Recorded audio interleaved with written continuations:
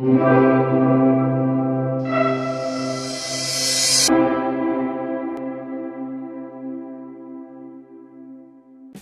vais vous présenter la recette de chili con carne à la nomade à la mica. Salut les copains. Bon bah voilà, là ça fait quelques jours que on a un petit peu de temps chafouin, un petit peu de pluie. Donc là ce soir on a une petite faim, on aime bien le mexicain. Donc du coup on s'est dit tiens on va se faire un petit chili con carne, c'est un plat réconfortant. Donc en mode nomade, donc, plutôt simple.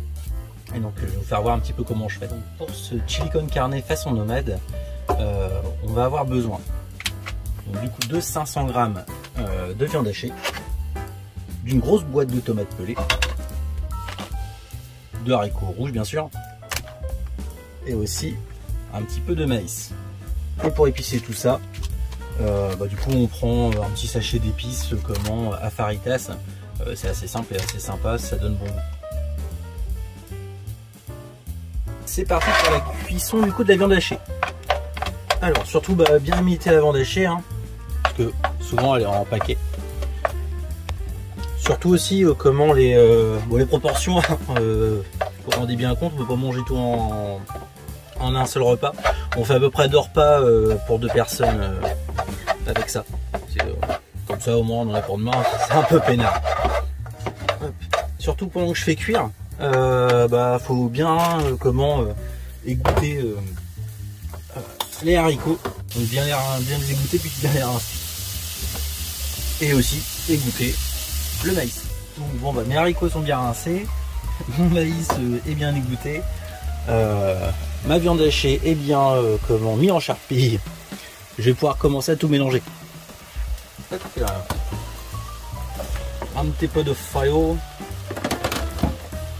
du maïs,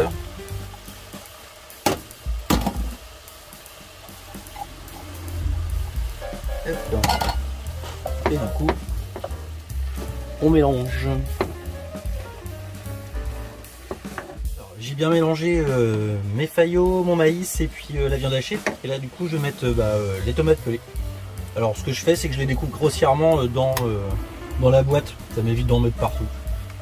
Et après je les rebroierai un petit peu directement dans la gamelle. Bon, après je me maudis un peu en général avec ça, c'est que je m'en fous toujours un peu partout. Surtout que là je viens de mettre un t-shirt tout propre, bah voilà quoi, à tous les coups. Je vais y avoir le droit, donc j'espère que non, je vais faire attention.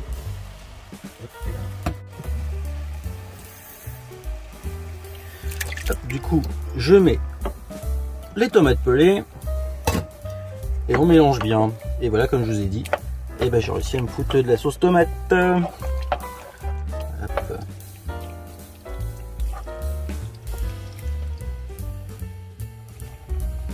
Et voilà, ça commence à mijoter et on est parti pour les épices. Hop.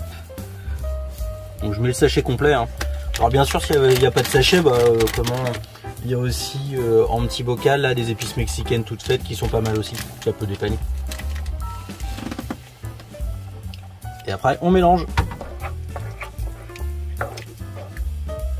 Bon voilà, le chili est en train de chauffer. Bon, un petit quart d'heure, hein, parce qu'il faut pas le faire trop long, parce que les flageolets ils sont déjà cuits. Et donc sinon après on va jamais les retrouver. Voilà, bon le chili con carne, moi je le sale pas, je le poivre pas pour l'instant, on le fait dans l'assiette. Si tu as envie, tu peux rajouter un petit peu de tabasco, si tu as envie que ça pique un petit peu plus. Et puis aussi, une fois que c'est dans ton assiette, si tu veux, tu peux rajouter aussi des petites chips mexicaines. C'est plutôt pas mal, ça donne un petit croustillant. Voilà, donc après il ne reste plus qu'à déguster ça. Je vous souhaite quand même bon appétit. Et voilà, donc j'espère que ça a été assez simple. Et c'était le chili con carne à la nomade à la mica.